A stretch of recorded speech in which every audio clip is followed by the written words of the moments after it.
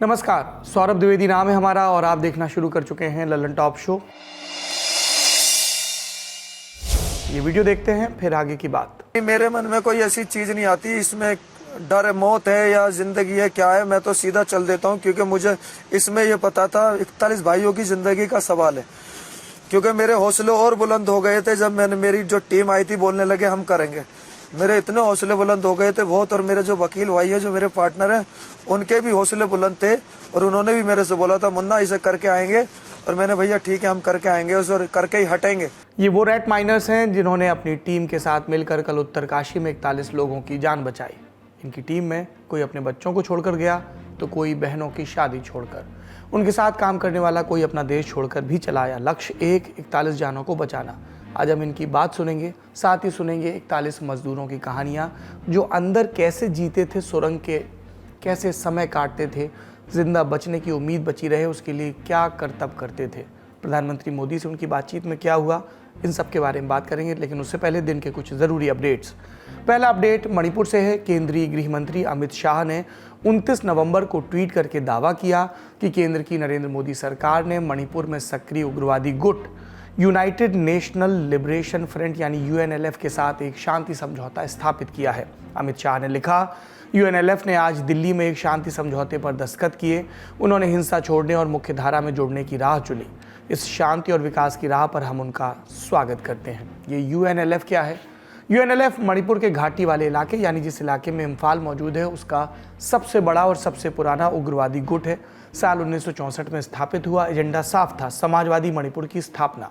South Asia terrorism portal के मुताबिक साल 1975 में यूएनएलएफ के नेता एन विश्वेश्वर सिंह और 16 अन्य मैतेई उग्रवादियों ने तिब्बत में मौजूद ल्हासा की यात्रा की थी ताकि उन्हें चीन की मदद मिल सके।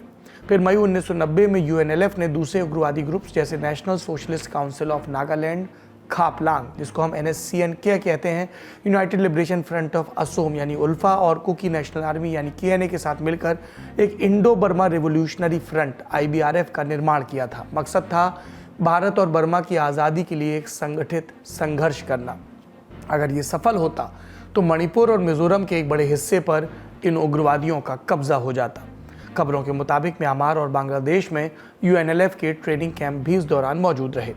साल 2012 में NIA ने यूएनएलएफ के खिलाफ भारत के विरुद्ध युद्ध छेड़ने का केस दर्ज किया और अब साल 2023 की ये एक तारीख है जब एक उग्रवादी गुट देश की मुख्य धारा में शामिल हो रहा है।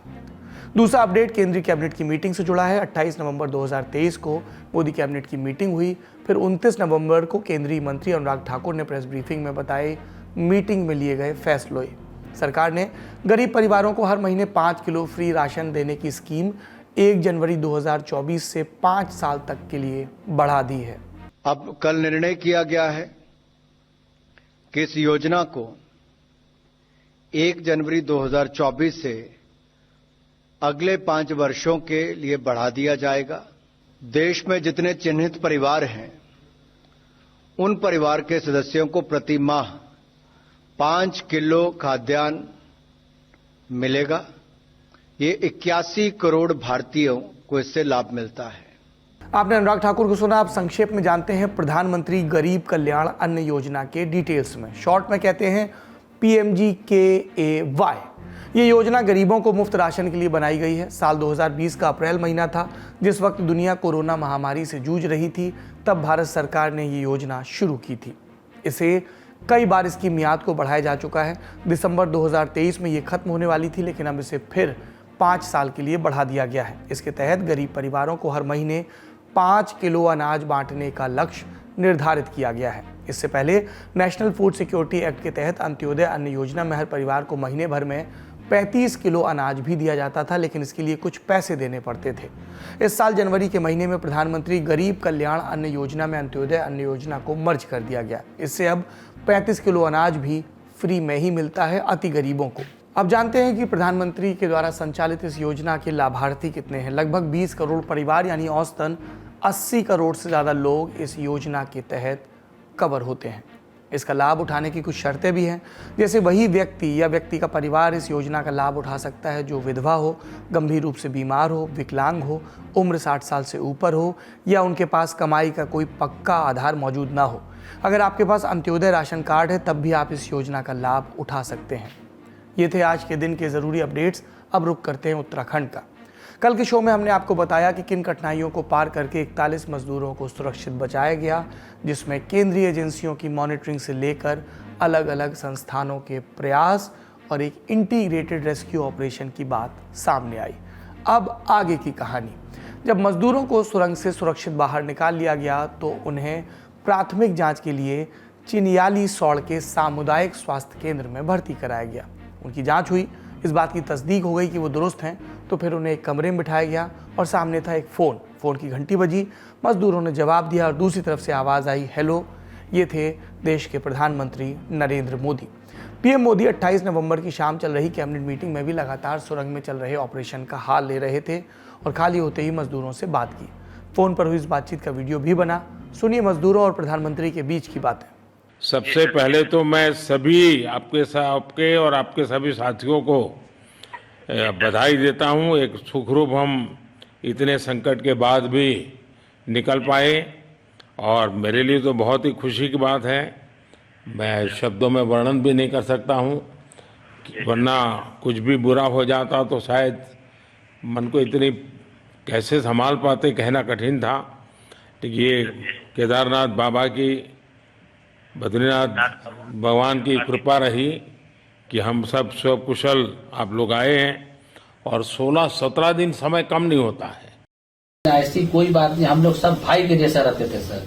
किसी को भी कुछ हो तो हम लोग एक साथ रहते थे, कुछ भी प्रॉब्लम होने से कोई दिक्कत नहीं था। खाना आता था, खाना भी सब मिलजुल के बांट के सब एक जगह पे हम लोग खाते थे सर। और रात में खाना खाने के बाद भी जितने भी हमारे आदमी थे सबको मैं बोलता था कि चलो एक बार टहलते हैं। मतलब टनल का जो हमारा लेंथ है सर 2.5 मीटर हो गया सर, ठीक है। वैस का वेट 2.5 किलोमीटर हो गया सर। उसमें हम लोग टहलते थे सर। और मॉर्निंग का जब समय होता था तो हम अपने बंदों से बोलते थे कि देखिए हम लोग खा रहे हैं, पी रहे हैं और तो हम लोग को कुछ काम है नहीं अंदर में, तो थोड़ा योगा वगैरह ये सब मॉर्निंग वॉक थोड़ा करते हैं अंदर ही में। बाहर में तो जाने का कोई ऐसा है चीज है नहीं, तो अंदर में हम लोग अपना घूमते टहलते थे। देखो गबर सिंह, मैं तुम्हें तो विशेष रूप से बधाई देता हूं, क्योंकि मुझे डेली रिपोर्ट हमारे मुख्यमंत्री जी बताते थे कि आप दोनों ने जो लीडरशिप दी और जो टीम स्पिरिट दिखाया, मुझे तो लगता है शायद कभी किसी यूनिवर्सिटी को एक केस स्टडी तैयार करना पड़ेगा कि गबर सिंह नेगी गांव का व्यक्ति, उसमें वो कौन सी लीडरशिप क्वालिटी है कि इसे संकट के समय में भी अपनी पूरी टीम को संभाला। और आप तो लोकल होने के कारण आप बहुत आसानी से चीजें समझा भी पा रहे थे। तो मैं आपकी तरफ से सुनना चाहूंगा गब्बर। बहुत बहुत धन्यवाद सर, थैंक यू सर आप लोगों का। सर ये सब आप लोगों का आशीर्वाद था सर, आप लोगों ने हमारा हौसला बढ़ाया सर। हमारे माननीय मुख्यमंत्री पुष्कर सिंह धामी साहब हमसे बार बार बात करते थे सर, वो हमसे हमारे कॉन्ट्रैक्ट में बराबर बने रहते थे सर। और हमारी कंपनी की पूरी कंपनी की टीम लगी हुई थी सर। ये कंपनी हमारी फैमिली की जैसी थी सर। कंपनी की तरफ से भी सर कोई कमी नहीं हुई सर हमारे, उन्होंने किसी तरह कोई कसर नहीं छोड़ी। मजदूर बता रहे थे कि वो अंधेरी सुरंग में 17 दिन कैसे रहे। शुरुआत में उन्हें लगा कि वो नहीं बच पाएंगे, फिर उन्हें धीरे धीरे बाहर हो रहे प्रयासों की सूचना मिली। फ़ोन डिस्चार्ज होने लगा तो फ़ोन का चार्जर मिला, भूख लगी तो खाना और दम घुटने लगा तो ऑक्सीजन। मजदूरों ने कहा कि धीमे धीमे उनका भरोसा इस बात पर मजबूत हो गया कि उन्हें सुरक्षित बाहर निकाल लिया जाएगा। तमाम मजदूरों ने मीडिया से अपनी अपनी कहानी साझा की, उनकी बातें सुनते हैं। मैं उत्तराखंड की जो पहाड़ प्रॉब्लम होती है उसमें फंसा था।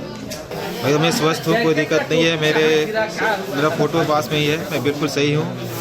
आप लोग से दुआ है, आपकी मेहनत है सर, केंद्र सरकार राज्य सरकार की, जिससे मैं निकल पाया आज आप लोग के सामने हूँ। नहीं तो अंदर क्या होती है तो मैं ही जानता था। और वहाँ जो कैविटी होती थी उससे हमारे 2 दिन जरा प्रॉब्लम तो हुई, बाकी बात कोई दिक्कत नहीं है सर, मैं बिल्कुल ठीक हूँ। दिल में और दिमाग में हम लोग को कुछ नहीं, जैसे जो ऊपर से गिरा तो हम लोग को थोड़ा महसूस हुआ कि अब निकलने का प्रयास तो हम लोग का तो बंद हो गया। लेकिन धीरे धीरे हमारी नवजुगा इंजीनियरिंग लिमिटेड कंपनी जो है सो हमारी प्रयास में लगे रहे। हर जगह से व्यवस्था की गई, ऑक्सीजन की व्यवस्था, खाना पीने की व्यवस्था, और बाहर से मशीन जो आई, बाहर से मंगाए गए, देश से विदेश से अपना मशीन मंगाए गए, इंडिया से भी मशीन कुछ आए, ऑस्ट्रेलिया से भी कुछ आए, और इंडिया IDRF वाले आए, SDRF वाले आए। वो लोग सब हमारे देशवासियों, भारतवासियों, पूरा हम लोग को प्रयास में निकालने की कोशिश किया। ये तो हुए वो लोग जो सुरंग में फंसे थे। अब इन्हें बचाने वालों की कहानियां जानते हैं। रेस्क्यू करने वाली टीम के बारे में संख्या की भाषा में बात करते हैं। 41 लोगों को बचाने के लिए कुल 652 लोगों की टीम लगी थी। इसमें कौन कौन शामिल थे, लिस्ट देखिए।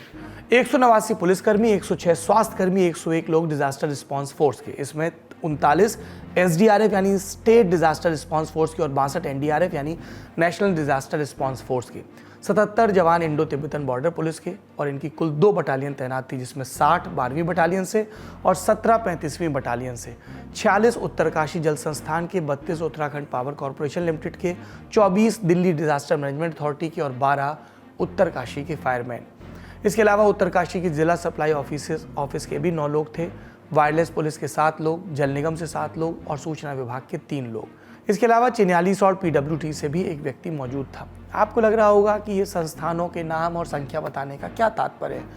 It's very important to celebrate our heroes. जिन लोगों ने नायकों की, जिन लोगों ने दायित्व की पूर्ति की, उनका जिक्र, उनके संस्थानों का जिक्र बहुत ज़रूरी है, उनकी हौसला अफजाई बहुत ज़रूरी है।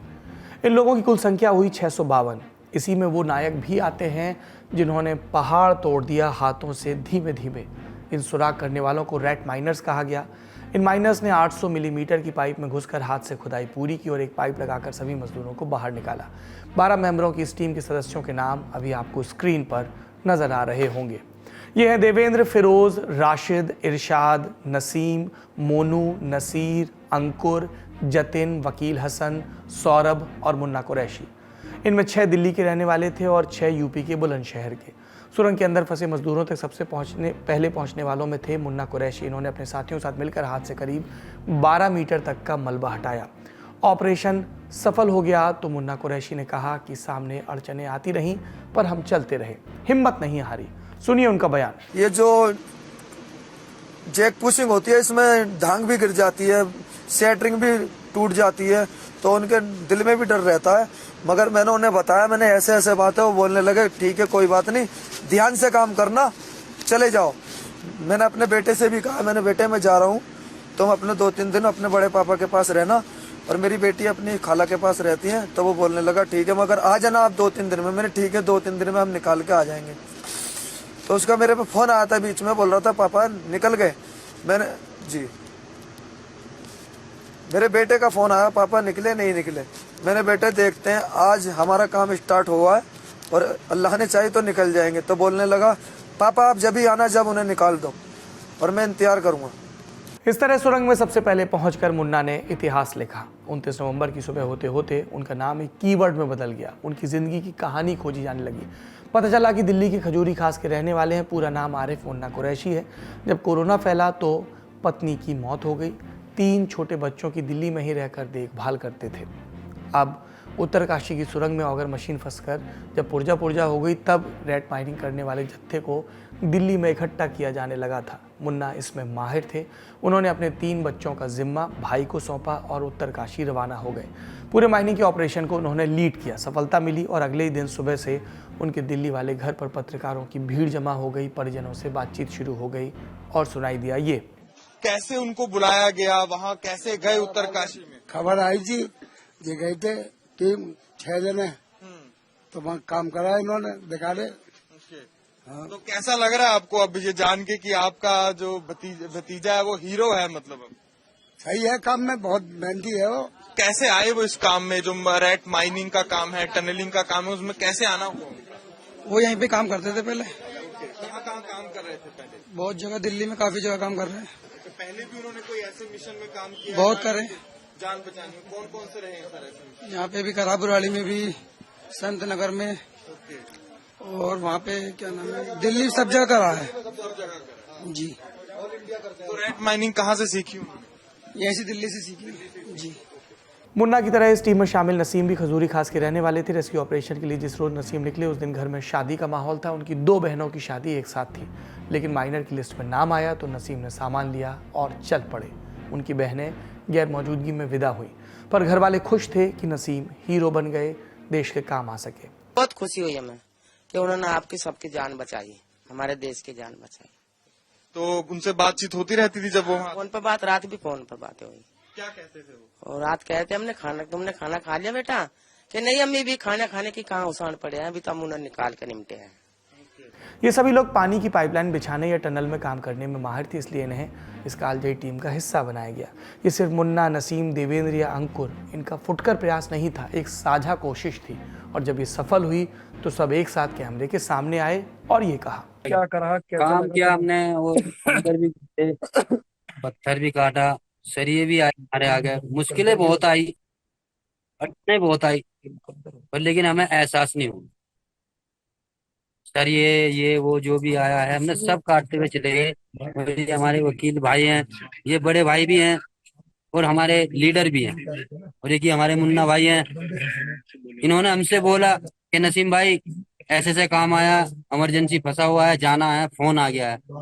हमने कुछ नहीं देखा, हमारे घर में शादी थी। जैसे जाल ज्यादा होता है इसमें ही ज्यादा, आई थिंक हम लोगों को जैसे जाल बना होता है सरिये का 25-32 mm का सरिया होता है, उसे काटना बहुत टफ होता है, बहुत टाइम लग जाता है। कटर से अगर हम उसको काटते हैं तो अंदर एक तो गैस भी बन जाती है, उससे ही प्रॉब्लम होती है, प्लस गर्मी, मतलब बहुत ज्यादा प्रॉब्लम इसी चीज से क्रिएट होती है। अगर मिट्टी हो तो इतनी दिक्कत नहीं होती, इस काम को हम 12 घंटे में ही खत्म कर देते हैं। इन मजदूरों के साथ एक और नाम काफी चर्चा में रहा, ऑस्ट्रेलिया से आए अंतर्राष्ट्रीय टनलिंग एक्सपर्ट अर्नोल्ड डिक्स का। प्रोफेसर डिक्स सुरंग का आकलन करने के लिए 20 नवंबर को उत्तरकाशी पहुंचे थे। शुरू में पहाड़ ढहने की आशंका थी, इसलिए उन्होंने इलाके का मुआयना किया। तमाम अनिश्चितताओं के बावजूद वो लगातार अधिकारियों को ढाढ़स बंधाते रहे। जब रैट माइनर्स सुरंग में आखिरी चरण में थे, तब अर्नोल्ड उस समय लोगों से कह रहे थे, पर्वत हमें एक ही चीज़ सिखाता है और वो है धैर्य रखो। धैर्य को उसकी परिणति मिली। अब इन मान्यवर के बारे में जानते हैं। ये भूमिगत और परिवहन के बुनियादी ढांचे के निर्माण में एक्सपर्ट हैं। करीब 3 दशक से अर्नोल्ड भूमिगत निर्माण की सुरक्षा के इर्द गिर्द काम कर रहे हैं। उनकी वेबसाइट के मुताबिक वो एक भूविज्ञानी, प्रोफेसर, इंजीनियर और वकील हैं। जिनेवा के international tunneling and underground space association के प्रमुख हैं। ये कंपनी अंडरग्राउंड कंस्ट्रक्शन के लिए कानूनी, पर्यावरणीय, राजनीतिक और अन्य जोखिमों को लेकर सलाह देती है। जिनेवा से पहले उन्होंने 2016 से 2019 तक अंतर्राष्ट्रीय एनजीओ रेड क्रिसेंट सोसाइटी के साथ कतर में भी काम किया है।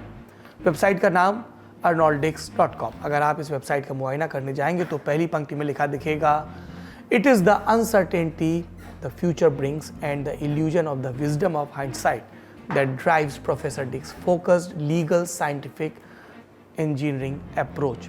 मोटामाटी हिंदी तर्जुमा कुछ ऐसा है, प्रोफेसर डिक्स के नज़रिए का केंद्र क्या है? भविष्य की अनिश्चितता और दूरंदेश के ज्ञान का भ्रम। उत्तरकाशी में रेस्क्यू के दौरान अर्नोल्ड ने विज्ञान और इंजीनियरिंग के साथ साथ आस्था में भी अपनी उम्मीद बनाए रखी। उन्होंने मजदूरों को सुरक्षित निकालने के लिए स्थानीय संतों, बाबाओं के साथ प्रार्थना की। मिशन पूरा होने के बाद कहा, मैंने कहा था क्रिसमस तक सारे मजदूर अपने अपने घर पर होंगे और किसी को भी चोट नहीं पहुंचेगी। क्रिसमस जल्दी आ गया।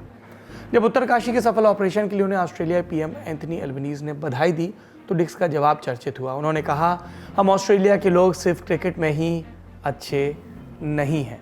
इसके अलावा वो कैमरे से भी मुखातिब हुए और अपनी खुशी यूं जाहिर की। You heard how we got success. We were calm and we knew exactly what we wanted and we worked as a wonderful team. And when I say a wonderful team, the best engineers here in India, they're engineers, the best I've ever worked with. All the agencies, the federal authority, the state, all the people, it was just a joy to be a part of this successful mission, just one part. And I've got to go to the temple because I've promised to say thank you for what's happened. अब सारे बचाए गए मजदूर Rishikesh AIIMS में हैं। यहाँ 48 घंटे तक रहेंगे। कोई दिक्कत नहीं हुई तो उसके बाद अपने घर की गाड़ियों में बैठे होंगे रवाना होने के लिए। इन्हें बचाने गए सारे इंजीनियर भी, मजदूर भी, माइनर्स भी। किसी एक मौके पर मजदूर फिर से काम पर भी लौटेंगे, फिर से सुरंग बनेगी, फिर से इंसान का कारवां आगे बढ़ेगा। उम्मीद करते हैं इस दफ़ा अतिरिक्त सावधानियों के साथ, और उम्मीद करते हैं कि इस दफ़ा के हादसे की जांच रिपोर्ट भी जनता के सामने आएगी। और सिर्फ रिपोर्ट सामने नहीं आएगी, इसके बाद क्या कदम उठाए जा रहे हैं इस पर भी बात होगी। खबरों का सिलसिला यहीं रुकेगा। अब चलते हैं उम्मीद की बात की तरफ। आज बात अस्पताल की। दिल्ली में एम्स देश का सबसे बड़ा अस्पताल, इसमें ट्रांसजेंडर्स के लिए बनाया गया है बनाया जा रहा है एक विशेष क्लिनिक जिसका नाम रखा गया है centre for excellence for transgender. मकसद क्या है? ट्रांसजेंडर समुदाय के लोग अपना इलाज करा सकें बिना किसी झिझक के, बिना किसी टैबू का सामना किए। इसमें ट्रांसजेंडर्स की सर्जरी और इलाज की अत्याधुनिक सुविधाएं होंगी। अलग अलग देशों के वर्ल्ड हेल्थ प्रोफेशनल्स की एसोसिएशन जो है ट्रांसजेंडर हेल्थ की, इसके अलावा ट्रांसजेंडर हेल्थ की इंडिया में जो एसोसिएशन और मिनिस्ट्री ऑफ सोशल जस्टिस, उन तीनों ने मिलकर दिल्ली एम्स के डॉक्टर्स के साथ यहाँ पर काम करने का इरादा किया है। 3 से 4 महीनों में ये केंद्र काम करना शुरू कर देगा। आज का शो यहीं समाप्त होता है। अपना और अपनों का ख्याल रखिए। शुभ रात्रि।